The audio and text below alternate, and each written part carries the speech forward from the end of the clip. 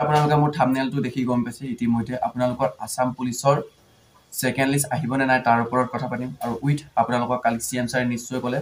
second list নাহে বুলি এতিয়া সেকেন্ড লিষ্ট আহিব নাহে তাৰ ওপৰতে কথা পাতিম ভিডিঅ'টো আপোনালোকে ধুনীয়াকৈ চাওক আৰু মই আপোনালোকে নিশ্চয় গম পাই মোক তো কালি আপোনালোকে দেখি আছিলে গুৱাহাটীত মই গৈছিলোঁ দীঘলী পুখুৰী কি কাৰণে গৈছিলোঁ আপোনালোকক সেইখিনি কথা মই ক'বলৈ নাযাওঁ আপোনালোকে নিশ্চয় গম পায় আপোনালোকক হেল্প কৰিবৰ কাৰণে মই গৈছিলোঁ তো আপোনালোকে সেইখিনি কথা নিশ্চয় ধুনীয়াকৈ বুজি পায় মই আপোনালোকৰ লগত কিমান কষ্ট কৰিছোঁ বা কিমান লাগিছোঁ কিমান হেল্প কৰিছোঁ আপোনালোকে সেইখিনি কথা বুজি পায় তো সেকেন্ড লিষ্ট আহিব নাযায় তাৰ ওপৰত আৰু CM ছাৰে কালি ৰাতি নিশ্চয় আপোনালোকে লাইভত ভিডিঅ' চাই CM ছাৰৰ ভাগত লাইভত আহি CM ছাৰে এটা কথাই ক'লে আপোনালোকৰ আসাম পুলিচৰ কোনো ধৰণে সেকেন্ড লিষ্ট নাহে তো আৰু এটা কথা ক'লে আপোনালোকৰ আসাম পুলিচৰ 1:2 1:2 বা 1:3কে মাতিছোঁ বুলি কৈছে মোৰ ফালৰ পৰা মই এটাই অসমৰ গোটেই যিসকল অসমৰ বা ষ্টুডেণ্ট বা মোৰ বন্ধু বা বান্ধৱীসকলক মই এটা হৈ CM ছাৰে ৰিকুৱেষ্ট কৰিছোঁ ছাৰ আপুনি 1:2 বা 3কে মাতিছে তাত কোনো আপত্তি নাই সেইটো মই ক'বলৈ নাযাওঁ আৰু আপোনাৰ মই বিৰোধিতা কৰিবলৈ নাযাওঁ মই চৰকাৰী বিৰোধিতা কৰিবলৈ নাযাওঁ জাষ্ট আপোনাক এটাই ৰিকুৱেষ্ট কৰিছোঁ তো SLPRB নটিচত উল্লেখ আছিলে আপোনাৰ এটা পোষ্টত এগেইনষ্টত 5টাকে মাতিব বুলি তো গতিকে মই এটাই আপোনাক ৰিকুৱেষ্ট কৰিছোঁ CM ছাৰ আপুনি বা চৰকাৰক মই এটাই ৰিকুৱেষ্ট কৰিছোঁ তো আপুনি 1:5কে দিয়ক কাৰণ এই বছৰ ল'ৰা ছোৱালী বহুত আপোনালোকৰ লাষ্ট এজৰ আছিলে তো যিসকলৰ বয়স আছে তেওঁলোকে আকৌ নেক্সট টাইম এটেম্প কৰিব পাৰিব এইটো ঠিক আছে নেক্সট টাইম তেওঁলোকে এটেম্প কৰিব পাৰিব যাৰ লাষ্ট বয়স তেওঁলোকে এটেম্প কৰিব নোৱাৰিব তেওঁলোকে বহুত ভাগি পৰিছে কি কৰিম কি নকৰিম তো মানে মৰো যিও অৱস্থা থাকে কিছুমানে তো মানে মৰিয়ে যাম নে কি এনেকুৱা ধৰণে বহুতৰ ধৰণে মানে কথাবিলাক মই মানে শুনিব পাৰিছোঁ বা মই ভাবিছোঁ মানে এনেকুৱা মৰো যিও অৱস্থা হৈছে কাৰণ কি বহুতৰে এইবাৰ হ'ল মানে কিছুমানে বহুতৰ ল'ৰা ছোৱালী হ'ল ল'ৰা হওক বা ছোৱালী হওক লাষ্ট এজৰ আছিলে তো লাষ্ট এজ থকাৰ কাৰণে মানে বহুতৰ মন ভাগি গৈছে তো মই ভাবোঁ আপুনি নিশ্চয় এইটো ওপৰত ভাবি চিন্তি চাব তো যদিও আপুনি সেকেন্ড লিষ্ট নিদিয়ে মই তাৰ ওপৰতো চৰকাৰক বিৰোধিতা কৰিব নাযাওঁ বা CM ছাৰকো মই বেয়াকৈ ক'ব নাযাওঁ তো মই এটাই অসমৰ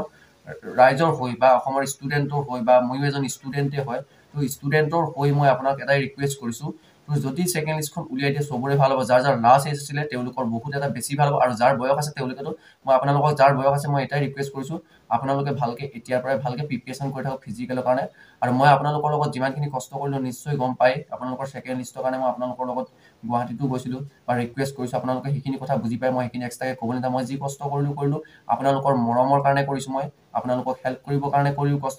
আপোনালোকে নিশ্চয় গম পায় অসমত এনেকুৱা এজন ইউটিউবাৰ নাই বহুত ডাঙৰ ডাঙৰ ইউটিউবাৰ ওলাইছিলে আপোনালোকক কোনো ছাপোৰ্ট নকৰিলে কিন্তু মই আপোনালোকক ছাপোৰ্ট কৰিছিলোঁ তো মই সৰু ইউটিউবাৰ যদি মই ছাপোৰ্ট কৰিছিলোঁ আৰু মই আপোনালোকৰ লগত এতিয়া যিমানখিনি লাগিলোঁ মেলিলোঁ আপোনালোকে নিশ্চয় মনত ৰাখিব বা মই সেইটো গম পাওঁ বা নেৰাখিলেও মই একো ক'ব নাযাওঁ তো আপোনালোকক মই বহুতেই হেল্প কৰিব আৰু এটা কথা মই সেকেন্ড লিষ্ট আহিব নে নাহে এই ভিডিঅ'টোত জনাই দিম তো CM ছাৰেতো ক'লেই তো গুৱাহাটীত আমাৰ কালি কি হ'ল হাইকোৰ্টত কি হ'ল গুৱাহাটীত আমি গৈ কি হ'ল কথাখিনি সকলো ধৰণে কথা ডিছকাছ কৰিম তো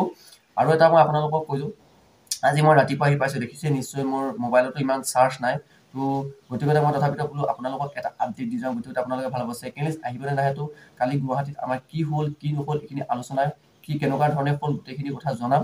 তো গতিকে অসম পুলিচৰ যিসকল বিষয়া আছিলে মই তেখেতলোকক মোৰ ফালৰ পৰা ধন্যবাদ জ্ঞাপন কৰিছোঁ তেখেতলোকে কালি যেতিয়া আমি গৈছিলোঁ তেখেতলোকে আমাক ভালকৈ বুজাই দিছে ভাইটিহঁত বা তোমালোকে আন্দোলন নকৰিবা আন্দোলন কৰিলে তোমালোকৰ প্ৰব্লেম হ'ব তেওঁলোকে আমাক ভালকৈ বুজাই দিছে সেইমতে ল'ৰা ছোৱালী অসমৰ 35খন ডিষ্ট্ৰিক্টৰ পৰাই ল'ৰা ছোৱালী গৈছিলে কোনো ধৰণে আপোনালোকক আন্দোলন কৰা নাই তো অসম পুলিচক সেইটো কাৰণে মোৰ ফালৰ পৰা অসম পুলিচ যিসকল বিষয়া আছিলে তো মোৰ ফালৰ পৰা ধন্যবাদ জ্ঞাপন কৰিছোঁ মই তো গোটেই ল'ৰা ছোৱালীখিনিক তেওঁলোকে ধুনীয়াকৈ বুজাই দিলে আৰু এতিয়া মই এটাই কথা ক'ম আপোনালোকক তো সেকেন্ড লিষ্ট আপোনালোকৰ অহা এতিয়াও অলপ চান্স আছে তো 5 তাৰিখে আপোনালোকৰ আসাম পুলিচৰ এক্সাম আছে তো আহিবনে নাহে মই ক'ম বা হাইকোৰ্টত কি হ'ল সেইখিনি কথা আপোনালোকে নিশ্চয় মই ধুনীয়াকৈ কৈ দিম আৰু এটা মই কথা ক'ম তোৰ মই আপোনালোকৰ কাৰণেতো বহুত লাগিলোঁ এতিয়াৰ পৰা